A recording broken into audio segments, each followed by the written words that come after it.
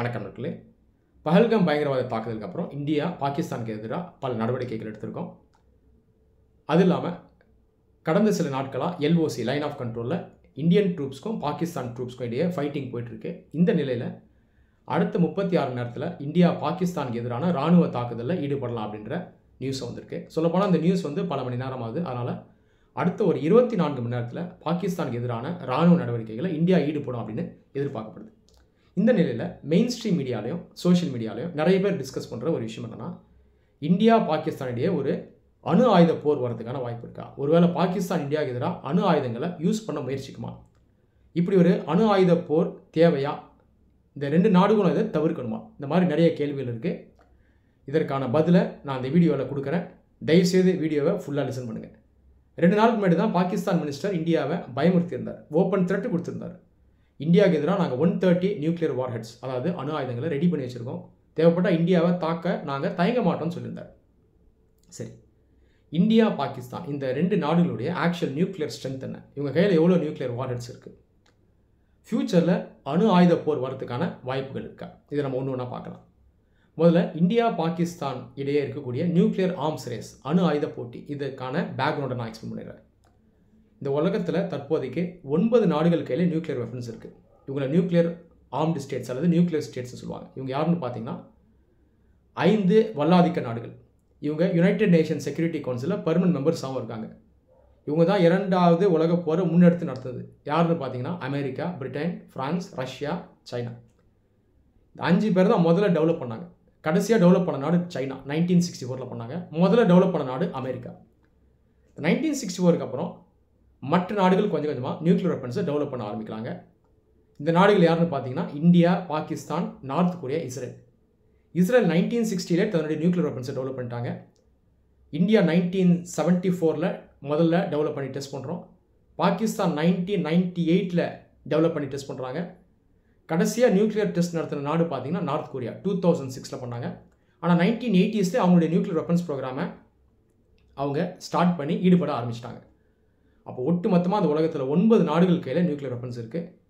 Israel மட்டும்தான் அஃபிஷியலாக தன் வசம் நியூக்ளியர் வெப்பன்ஸ் இருக்குது அப்படின்றத இது வரைக்கும் சொல்லலை. இது இல்லாமல் ஒரு நாடு மட்டும்தான் அந்த உலகத்தில் நியூக்ளியர் வெப்பன்ஸை டெவலப் பண்ணி அதுக்கப்புறம் அதை டிஸ்மேண்டில் பண்ணிட்டாங்க, வேண்டான்னு விட்டுட்டாங்க. அது யாருன்னு பார்த்தீங்கன்னா ஆப்பிரிக்க கண்டத்தில் இருக்கக்கூடிய நாடான சவுத் ஆஃப்ரிக்கா. சரி, இப்போ இந்தியா பாகிஸ்தான் நியூக்ளியர் ஆர்ம்ஸ் ரேஸ்க்கு வர 1970s 2 நாடுகளும் தன்னுடைய நியூக்ளியர் ப்ரோக்ராமை ஸ்டார்ட் பண்ணுறாங்க. ஆனால் இந்தியா தான் ஃபாஸ்ட்டாக ப்ரொசீட் பண்ணுது. நம்ம கையில் ஒரு எட்ஜ் இருக்குது. நம்மளுடைய ப்ரோக்ராம் பார்த்தீங்கன்னா இண்டிஜினஸ் ப்ரோக்ராம், நம்ம சொந்தமாக டெவலப் பண்ணுது. ஆனால் பாகிஸ்தான் மற்ற சில நாடுகள் கிட்டேருந்து டெக்னாலஜி வாங்கி உதவி வாங்கி தான் டெவலப் பண்ணுறாங்க. அவங்க கொஞ்சம் பின்தங்கி தான் இருந்தாங்க. பாகிஸ்தானில் ஏக்யூ கான் அப்படின்ற ஒரு நியூக்ளியர் ஃபிசிஸ்ட் இருந்தார். அவர் தான் ஃபாதர் ஆஃப் பாகிஸ்தான்ஸ் நியூக்ளியர் ப்ரோக்ராம். அவர் ஒரு கான்ட்ரவர்ஷியல் ஃபிகர். அவர் மேலே நிறைய குற்றச்சாட்டுகள் இருக்குது, சர்ச்சைகள் இருக்குது. ஆனாலும் பாகிஸ்தான் நியூக்ளியர் வெப்பன் டெவலப் பண்ணதுக்கு அவர் ஒரு முக்கியமான கான்ட்ரிபியூட்டர்.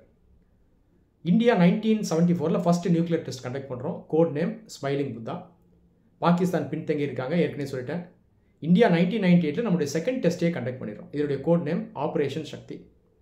1998 பாகிஸ்தான் எதிர்வினையாக அவங்களுடைய ஃபஸ்ட்டு நியூக்ளியர் டெஸ்ட்டை கண்டக்ட் பண்ணுறாங்க. சகாய் இந்த டெஸ்ட்னுடைய கோட் நேம். 1998 2 நாடுகள் கையில் நியூக்ளியர் வெப்பன்ஸ் வந்துடுது, டெஸ்ட்டும் பண்ணிடுறாங்க. இந்தியா செகண்ட் நியூக்ளியர் டெஸ்ட்டை கண்டக்ட் பண்ணதுக்கப்புறம் இந்த உலகத்தில் நாங்களும் ஒரு நியூக்ளியர் ஸ்டேட் அப்படின்றத அஃபிஷியலாக அனௌன்ஸ் பண்ணுறாங்க.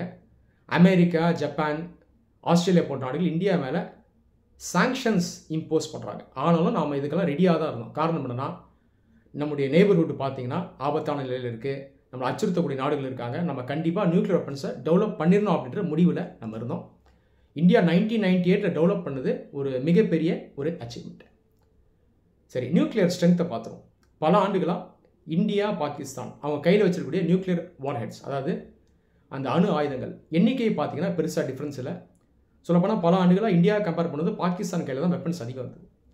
இந்தியா கையில் ஒரு 165 நியூக்ளியர் வார்ஹெட்ஸ் இருக்குன்னா பாகிஸ்தான் கையில் ஒரு 170 இருந்தது. ஆனால் கடந்த 1 இயரில் இந்தியா பாகிஸ்தானை ஓவர்டேக் பண்ணியிருக்கோம் அப்படின்னு ரிப்போர்ட் வந்திருக்கு.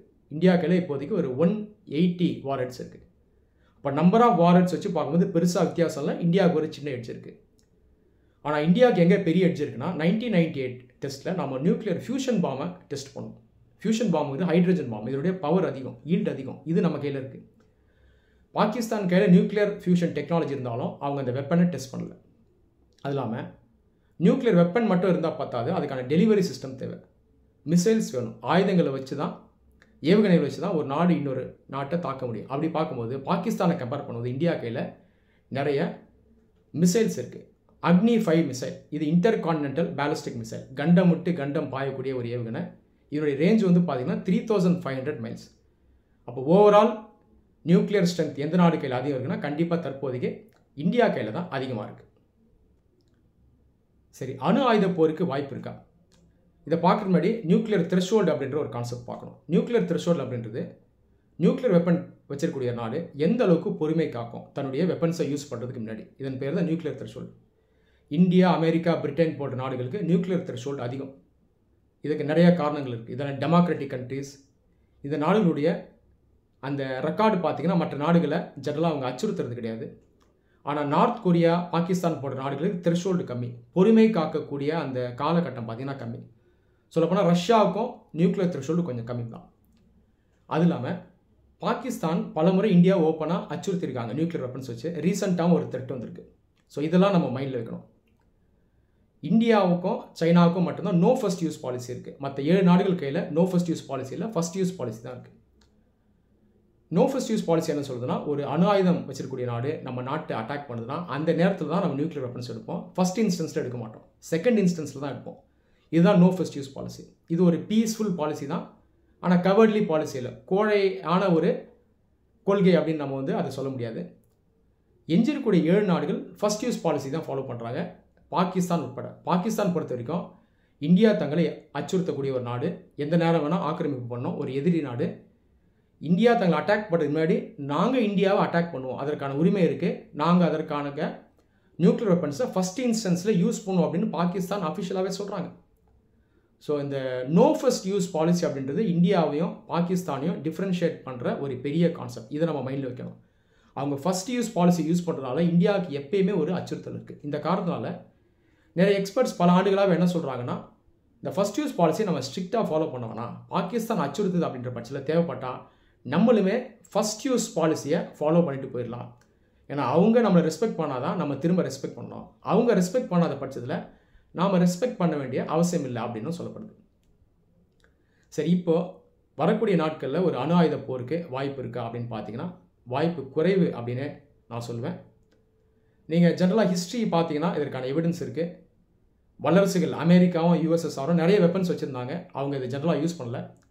பொதுவாக 2 அணு ஆயுத நாடுகள் பார்த்தீங்கன்னா முடிஞ்ச வரைக்கும் போர் செய்ய நினைக்காது. இந்த கான்செப்ட் பேர் டிட்ரன்ஸ்னு சொல்லுவாங்க. டிட்ரன்ஸ் அப்படின்றது என் கையில் வெப்பன்ஸ் இருக்குது, உன் கையில் வெப்பன்ஸ் இருக்குது, நீ என்ன அடித்தா நான் ஒன்று அடிப்பேன், 2 பேரும் அழிஞ்சிருவோம், அதனால் 2 பேரும் முடிஞ்சிருக்கு சண்டை போடாமல் இருக்கலாம் அப்படின்னு தான் நினைப்பாங்க. அப்போ போர் பண்ணனா கூட அது கன்வென்ஷனல் வாராக இருக்கும், நார்மலாக சண்டை போடுற மாதிரி வார்ஃபேராக இருக்கும், நியூக்ளியர் வார்ஃபேராக இருக்காது. ஸோ இந்தியாவுக்கும் பாகிஸ்தானுக்கும் இடையே நியூக்ளியர் வார்ஃபேருக்கான வாய்ப்புகள் குறைவு. சொல்லப்போனால் 2 நாடுகளும் அதை தவிர்க்கிறது நல்லது. காரணம் என்னன்னா, இது மிகப்பெரிய அழிவை கொண்டு வரும், அப்பாவி மக்கள் நிறைய பேர் உயிரிழக்கக்கூடும். அதனால் 2 நாடுகளும் ரெஸ்பான்சிபிளாக இருந்து, மெயினாக பாகிஸ்தான் ரெஸ்பான்சிபிளாக இருக்கணும். அவங்க இந்தியாவுக்கு எதிராக அந்த நியூக்ளியர் வார்ஃபேர் த்ரெட்டை அவங்க இஷ்யூ பண்ணுறது சரியானது கிடையாது. அப்படி தொடர்ந்து இஷ்யூ பண்ணுறாங்கன்னா பாகிஸ்தானை இன்டர்நேஷ்னல் லெவலில் இந்தியா எக்ஸ்போஸ் பண்ணும். இது ஒரு டெரரிஸ்ட் ஸ்டேட், ரோக் ஸ்டேட் அப்படின்றத இந்த உலகத்துக்கு சொல்லி நம்ம ஐசோலேட் பண்ணணும். இந்த ஐசோலேட் பண்ணுறதன் மூலமாக பாகிஸ்தான் செய்யக்கூடிய அந்த பயங்கரவாதத்துக்கு சப்போர்ட்டிவான ஆக்டிவிட்டீஸ் இருக்குது பாருங்கள், இதை நம்ம உலக நாடுகளுக்கு சொல்ல முடியும். அப்போ ஒருவேளை இந்தியா பாகிஸ்தானுக்கு எதிராக ஒரு இராணுவ தாக்குதலை நடத்துகிற மாதிரி இருக்குது அப்படின்னாலும் நம்ம சைடில் ஒரு ப்ராப்பர் ஜஸ்டிஃபிகேஷன் இருக்கும். மற்ற நாடுகள் அந்த நேரத்தில் இந்தியாவை கண்டம் பண்ண மாட்டாங்க, நம்ம மேலே ப்ரெஷர் இருக்காது. அப்போ பாகிஸ்தானை ஐசோலேட் பண்ணுறது, பாகிஸ்தானை எக்ஸ்போஸ் பண்ணுறது ரொம்பவே முக்கியம். இந்த நடவடிக்கைகளில் இந்தியா முதல்ல ஈடுபடணும். இன்டர்நேஷ்னல் ஆர்கனைசேஷன் ஃபாரம்ஸில் பாகிஸ்தானை முடிஞ்ச வரைக்கும் எக்ஸ்போஸ் பண்ணி ஐசோலேட் பண்ணணும். FATF போன்ற ஆர்கனைசேஷனில் பாகிஸ்தானை கிரே லிஸ்ட் அல்லது பிளாக் லிஸ்ட்டில் கொண்டு போய் சேர்க்கணும். ஏன்னா அவங்க பயங்கரவாதத்துக்கு சப்போர்ட் பண்ணுறாங்க. அவங்களுடைய இராணுவமாகட்டும், இன்டெலிஜென்ஸ் ஏஜென்சி ISI ஆகட்டும், பல ஆண்டுகளாக தீவிரவாத அமைப்புகளோட செயல்படுறாங்க, அவங்களுக்கு ஹெல்ப் பண்ணுறாங்க. இந்தியாவுக்கு எதிராக அவங்கள ப்ராக்சிஸாக யூஸ் பண்ணுறாங்க. அதில் இந்தியா வரக்கூடிய நாடுகளில் பாகிஸ்தான் மேலே ஹெவியாக ப்ரெஷர் போட்டு அவங்கள எக்ஸ்போஸ் பண்ணி ஐசோலேட் பண்ணணும். அதே நேரத்தில் தேவையான இராணுவ நடவடிக்கைகளை பாகிஸ்தான் மேலே நம்ம எடுக்கணும். ஃப்யூச்சரில் இந்தியாவை அவங்க எந்த காரணத்தை கொண்டும் சீண்டாமல் தாக்குதலை நடத்தாமல் இருக்கிற மாதிரி நாம் ஆக்ஷன்ஸை எடுத்து பாகிஸ்தானை கம்ப்ளீட்டாக ரெஸ்ட்ரெயின் பண்ணி வைக்கணும். ஸோ இந்த நடவடிக்கைகளை இந்தியா எந்த அளவுக்கு வேகமாக ஈடுபடுதோ அது இந்தியாவுடைய இறையாண்மைக்கும் பாதுகாப்புக்கும் அது சரியானதாக இருக்கும். நன்றி.